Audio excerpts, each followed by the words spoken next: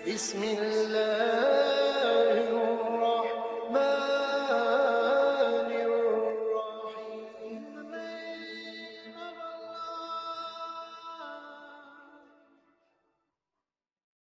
Teladani Nabi Muhammad SAW. Kalau betul kita membela Rasulullah, kalau betul kita membela agamanya Rasulullah, kalau betul kita membela syariatnya Rasulullah, teladani Nabi Muhammad SAW. Seimbang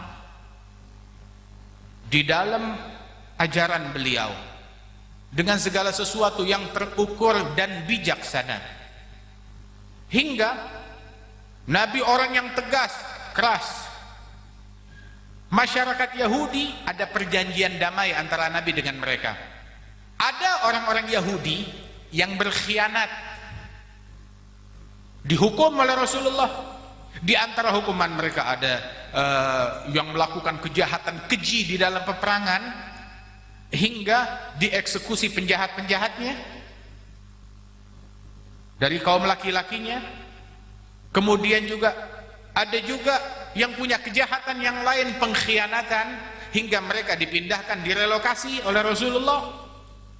Ada juga Yahudi yang setia dengan perjanjian mereka, dibiarkan ada di Madinah oleh Nabi Muhammad, menyempurnakan kesepakatan mereka.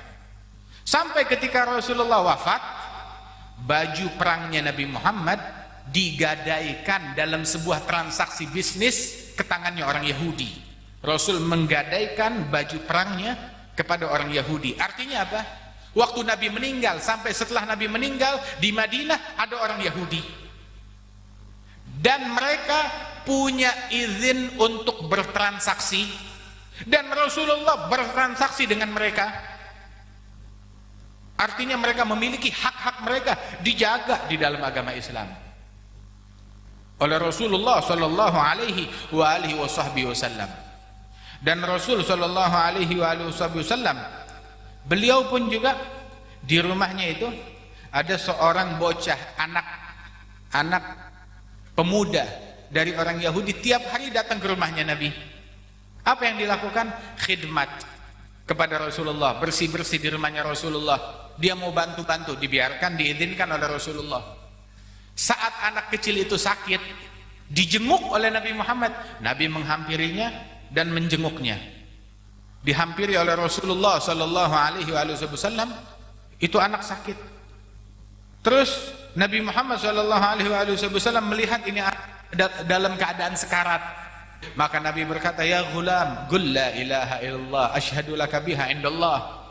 Wahai pemuda, ucaplah kalimat la ilaha illallah, aku menjadi saksimu besok di hari kiamat di hadapan Allah. Maka pemuda itu pun mengucap asyhadu an la ilaha illallah wa asyhadu anna Muhammadan Rasulullah dengan izin dari ayahnya. Ayahnya bilang, "Ati' Abul Qasim," turut kepada Abul Qasim, yakni kepada Rasulullah. Maka dia mengucapkan dua kalimat syahadat. Nabi gembira ketika anak itu meninggal dalam Islam.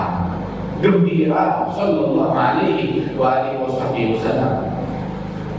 Dan ini yang dilakukan oleh Rasulullah sallallahu alaihi wasallam. Rahmatun kulluhu wa hasmun wa waqarun wa hismatun wa hayau. Beliau penuh rahmat, penuh kasih sayang, penuh tekad ketegasan sallallahu alaihi wasallam, dan juga kesetiaan, setia menunaikan apa yang sudah dijanjikan sallallahu alaihi wasallam.